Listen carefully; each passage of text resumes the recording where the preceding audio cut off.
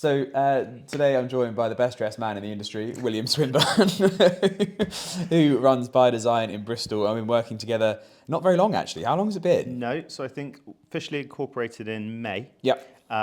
Been sort of in talks with you probably since the latter part of February this year. Yeah. And enjoyed just chatting with you. We had sort of catch ups. We had a few strange sort of crossovers in terms of personal relationships as well, which was interesting.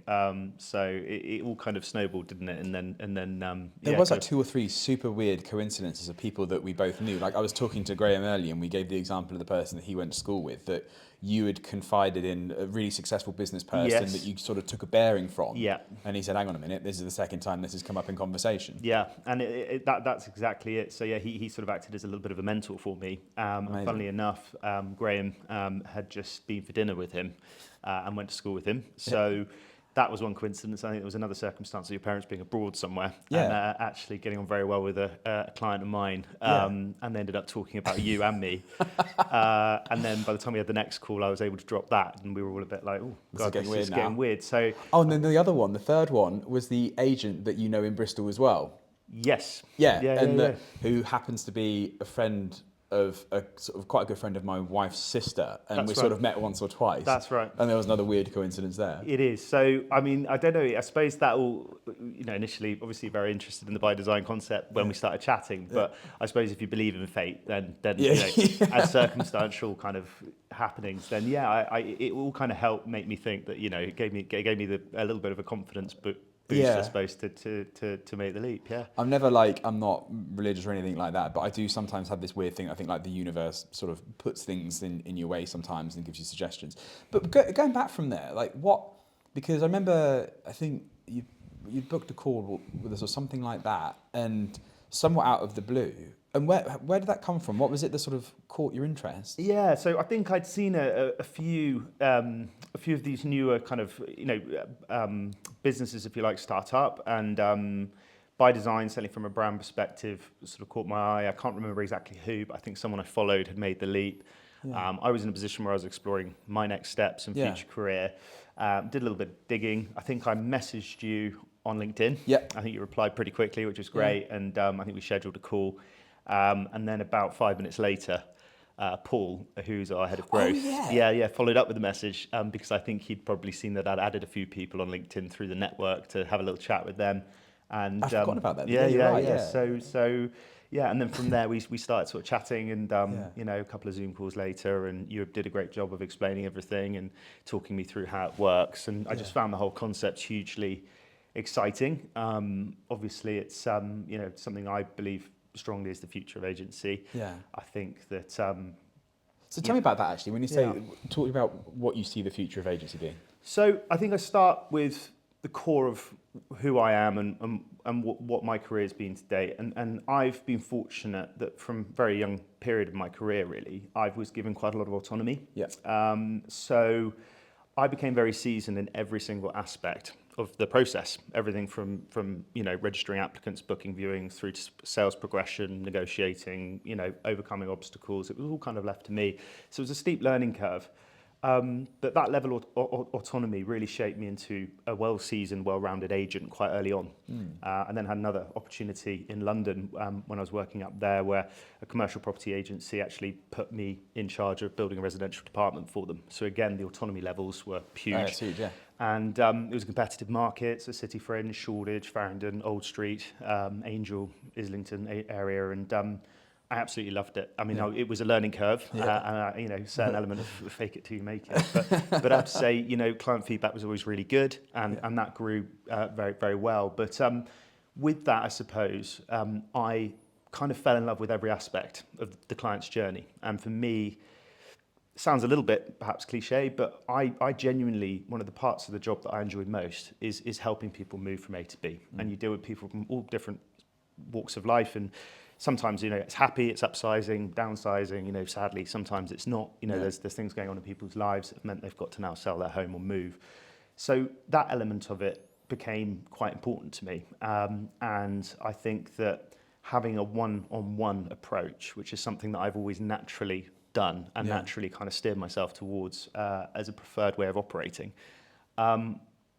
became the way I do things. Yeah. And that might, I continue to be fortunate. I work for an absolutely fantastic independent agency in Bristol.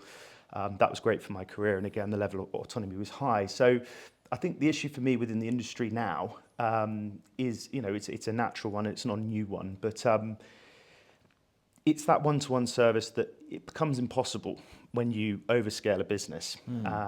And the nature of our industry, I think that estate agency and perhaps things like recruitment, for somebody who come out of university, they've got rent to pay, they've probably got a really, really, really good, graduated with a great score in whatever field, or they've just decided to sort of read, but they need to pay the rent. They join agency, they do it for 2 or 3 years, recruitment 2 or 3 years to pay the bills, and then they find their dream job, doing whatever, lecturing at a university, or, whatever they've sort of looked into doing.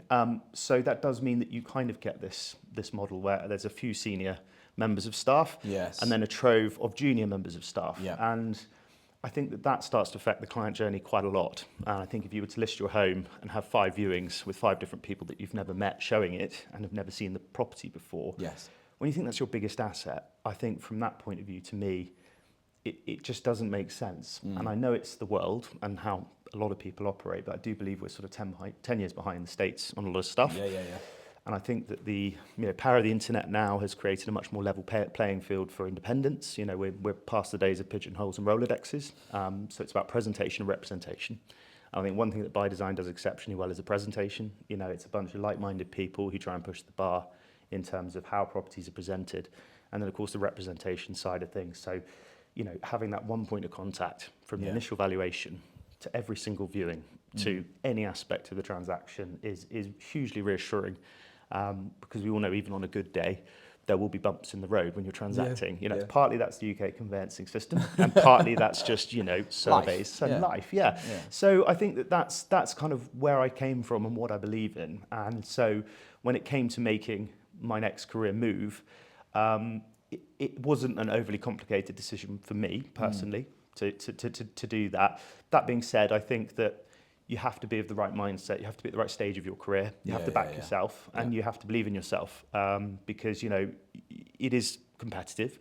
The estate agency industry. There are a lot of very, very good agents working in big corporates, and they're the people that you will be up against on valuations. So it's about backing yourself in that element, but also making sure that that journey is better for them, and the best it can possibly be. And I think that that's what we're about, and that's what we're able to offer with, a lower scale, lower volume, higher service model. Well said. Yeah, I couldn't argue with a single point in that. Coming on to something that you said within that there about presentation, and this was something that really kind of surprised me, was, correct me if I'm wrong, but I think where you were working before, your kind of social media presence, your face on camera, your personal brand, I suppose, to a degree, was a little bit restricted. Yeah. And I think that was one of the things that you'd sort of ventured into doing for the first time when you've now started this business on your own. Absolutely, yeah. I mean, it doesn't make any sense to me because you've knocked that out of the park. Like, it's really, really good. I'm not just saying that because you're here. But what was that like to go from sort of zero to right in the deep end on socials? Scary, to be honest with you. I remember opening my phone and looking at my Instagram page, my personal one, and there were about 6 photos on there over the course of about 7 or 8 years. Yeah. And sort of looking at the various icons and buttons and thinking, okay. And I remember speaking with you about it, and you said, look, nobody really enjoys that initially, but you kind of grow into it. So it's been a learning curve, and the feedback I've had has been positive. I think having a good videographer, a good photographer, it helps you get more comfortable behind the camera because you're looking at essentially someone you're familiar with. Yeah. So no, it's been great, and we have a lot of fun doing it. Yeah. And I'm fortunate that the properties I get to shoot, I mean, they kind of do the talking, and I try and do as little of me as possible. You don't need me waffling around. You can see the property for what it is, and I think that it's so important now with the videography. You know, something else I've learned is that you kind of get 90 seconds on social, so you don't really want to push it too far, especially if you're going to promote it a bit. Yeah. And some of the houses we're doing, it's really capturing the essence of the home. One of the great things with the portals now, when you upload videos, it kind of comes up, I think, as the third photo sometimes, which is quite nice, and people kind of see that immediately. Yeah. And I think that that's enough to prompt them to perhaps inquire. You know, you can get a bit lost in 55 photos. Whereas a minute and a half video, you know, you can kind of really get a sense for it. Yeah, you can get an essence for it without overexposing the home as well. It's funny, we were talking about that earlier off camera about, I think Matterport was the subject of it anyway, but the concept that you can overexpose a home and give people an excuse to not go and view it. And I think that's just as dangerous when it comes to presentation. Absolutely. As getting it right. I think I've always said less is more. Yeah. And sometimes that's difficult because you have a beautiful house and you want to show every inch of it. Yeah. But at the same time, you know, as agents, we are here essentially to pick people's interest and get them to come and have a look around, because I know personally when we were recently moved, my wife and I were looking at a farmhouse in Cheddar, and we'd looked at the photos about 50 times. On the way down on the drive, you know, I was thinking, I don't mind the commute, we'll do the traffic, we're talking about what we're going to make, you know, what offer we were going to make. Everything was just dreamy for us. And when we got there, before we actually got through the front door, we realised it's not for us. And why? That's, well, interestingly, there was a very busy road. So you had trucks. I think they'd kind of used wide angle on quite a lot of it. And that's something, again, I steer away from. So I'd rather people be pleasantly surprised and underwhelmed. Yeah. And that's another Matterport thing that we could talk about. But yeah, but it's funny. It's just so holistic property. And you need to be there. And you need to feel it. You know, something can be perfect on paper. But I genuinely believe that every house has a different sort of vibe to it, a different feel to it. And I often joke, but it is entirely true that, you know, I suspect people take longer considering the purchase of a second-hand vehicle, you know, for a few £1,000s than they would, you know, a multi-million-pound house. So it is that holistic, and it is that snap decision, and it is one of the biggest things that people do in their life, and yet it's so instinctual. So for me, that's the whole purpose of my marketing, is really to show the property in the best light and encourage people to obviously come and have a look. And that seems to be working, which is good. And on that subject, so By Design's a new brand into Bristol. Never been there before, you know, unknown at this stage.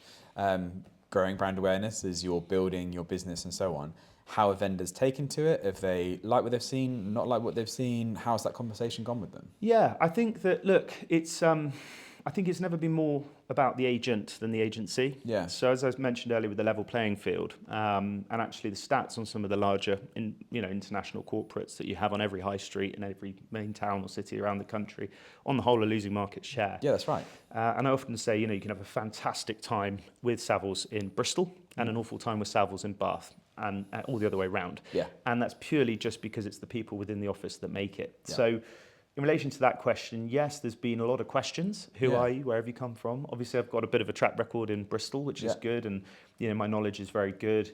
But on the whole, I think it's been perceived as a good thing. You know, I think this is a generational shift now, where you're looking at the bigger, I hate the expression, but baby boom homes that are being sold on are being bought up by fortunate, you know, late 30s, mid 40s buyers, and they are much more open-minded to what the future looks like. Yeah. You know, I've lost an instruction before because we didn't have window cards in my previous office. And actually that was the whole design concept. You know, it looked absolutely beautiful. It's a stunning office. But the elderly client that I was dealing with bought her home 57 years ago or something. And still expected the same rules to apply. From a window card. And I tried to obviously explain about Rightmove and everything else, and the fact that that you know we have a no stone unturned approach when it comes to covering that. But it's interesting. So everybody's different, and but no, on the whole, it's been warmly received, and I think that you know it's that personal service with a national and international exposure. It's also that national network of like-minded agents with a very active WhatsApp group. We're all here to help each other out. We're all in a non-compete. So I think that it's been a positive journey, you know, and to be able to say that I think we're you know in excess of 90 websites internationally now. You know, 52 different countries, 25 different languages. I think, you know, with this international world we're living in, especially in the market of Bristol, where you know there's a really good international community, it's important to have that national exposure and international exposure, but also that personal service. So I struggle to find compromise in what we're doing. 'Cause, Yeah. you know, for the right I person. like the way you said that, actually. Well, I do. I mean, but I also, you know, I am obviously by nature a relatively competitive person because you have to be. Yeah. That being said, because I genuinely want the best journey for the client, I will always say to somebody on evaluation, if you have a better synergy with somebody else, please, by all means, you know, go with them because, you know, it is an important journey. It's a big thing you're doing and you want to have the right person. Yeah. And I'm not always going to be the right person. Yeah. So, you know, go with who you feel you're most comfortable with, who gets your circumstances, who gets your property, who's going to give you the best level of service throughout the process. And that's, you know, combined with the presentation that we talked about earlier. And yeah, I think that's the crux of it. Yeah, no, I love that. So we're at quite an exciting time in your business. There's it's probably too much detail to go into in a video like this, but certain deals that are happening at the moment which are really exciting. Yeah. But generally speaking, I think your business is a young business. It's growing, it's flourishing, it's doing really well. You've got some incredible stock coming to market as well. You showed me some of it earlier. I think it's a really exciting time. So we're recording this in September, and I think we've got a few months worth of run into Christmas and building the stock up. But what are your plans kind of beyond there into 2026 and the future of the business? Where do you want to be? Where would you see yourself? I think to continue growing as quickly as I have actually isn't sustainable for me. Yeah. So I needed to reach a certain point whereby I'm getting the brand name out there. I'm doing business, but things have gone well. I've really applied myself. You know, I have put myself out there, but I'm very conscious that for the time being, you know, I want to stick with what we're about, which is not essentially eating into any of that service level. And I think that you can stretch yourself too thin. So I think to continue as I am would be unsustainable. But what I'd like to do is make sure that everything I've got presently is done to the very best of my ability. And I'm sure off the back end of that, hopefully when done properly, you know, there will be that word of mouth and I'll receive some more instructions. But certainly I think I never want to be dealing with too many properties. So I think to scale properly is important to me. I'm also enjoying the process at the moment. And you know, it has been a learning curve for me starting my own business. The job I could do blindfolded half the time. I've done it for a long time. I love it. But the element of running a business, you know, maintaining the pipelines and bringing in business and accounting for tax and various other things is certainly factoring in. But no, it has been an exciting start. I have had some very unique opportunities. And I am very excited about 2026. But yeah, I think for me, the main takeaway from that is to keep properties coming on, but make sure I'm servicing clients properly. People aren't getting forgotten about. They're not being, you know, quite a lot of the time you see a property that's been on for 6 months. I may have spoken to them, knocked on the door, and actually they haven't heard from the agent in 2 months, 3 months. It's shocking, isn't it? It is shocking. And really there needs to be that regular communication. There's market updates you can give. There's new strategies you can give. Perhaps it was shot in February and now it's September. Why don't we look at a reshoot? Perhaps you take a strategic period of, you know, rest. You know, take it off for 14 weeks and bring it back on in the spring. Why not? So I guess there's kind of 3 options, I suppose. There is to keep the business with it being focused on you, keeping quality high, good properties, good fees, good income, successful business, lovely business. Or you could increase capacity by increasing capacity on the back end, so getting support staff, teams, admins, assistants, whatever it might be. Or on the front end by recruiting other agents, maybe in a self-employed setup, or otherwise with you. Appreciate it's quite early days of where your business is now to be thinking this far into the future, but while we're sat here talking, have you given are any of those kind of things on the agenda at some point? Absolutely. You know, I do. One of the things that you miss inevitably, you know, we had a fantastic evening last night and a great get together with the team. And every time I see our you know, the collection of By Design guys from around the country, I love it because it's a real good chance to talk. And that's one thing that naturally, you know, setting up your own business and essentially being on your own, you do miss. But absolutely, for me, the back-end admin stuff, again, you know, I kind of mentioned I love every part of the job. And I know no one loves admin, but it's all the build-up, right, towards the exciting stuff. So as long as I can do it, I'm happy to do it.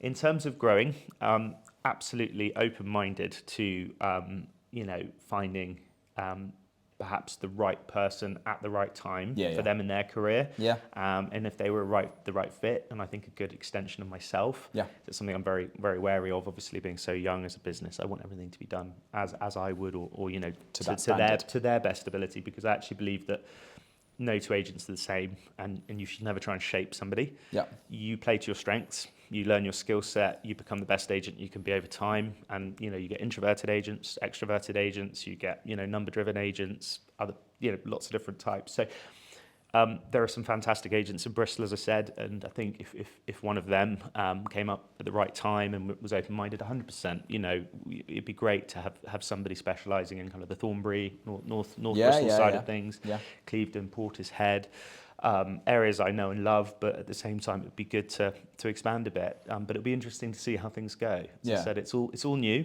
It's all gone much better than I ever could have hoped. Yeah. And long may it continue. And but yeah, we'll see what 2026 brings. Awesome. Well, that's a good way to wrap things up. We'll leave it there. Will, thank you ever so much. Really appreciate your time. It's a pleasure. Thank you, David.